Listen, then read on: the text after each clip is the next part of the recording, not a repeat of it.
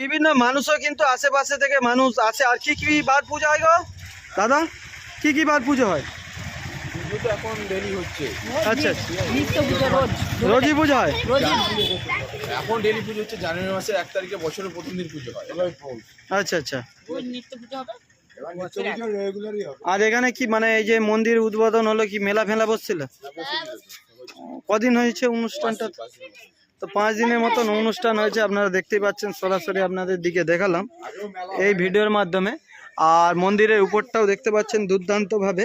এই প্রথম বছর হলো মন্দির নির্মাণ, মানে নির্মাণ হওয়ার পর কাজ হলো একদম নতুনভাবে। এখনও কিন্তু সাইডে কিছু কিছু কাজ বাকি রয়েছে, খুব শিগগিরের মধ্যে হয়ে যাবে।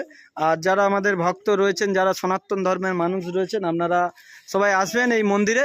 এই মন্দিরটা একদম জোসার ব্রিজ থেকেই কিন্তু কিছুটা আসলেই আপনারা শিবরা গ্রামের মধ্যেই কিন্তু এত সুন্দর একটা নতুন মন্দির হয়েছে। মন্দিরটার নামটা একটু দাদার থেকে জানবো। দাদা, মন্দিরটার নাম, অনেক তো দেবদেবী দেখলাম।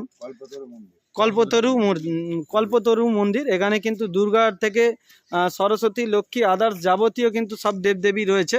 অসাধারণভাবে কিন্তু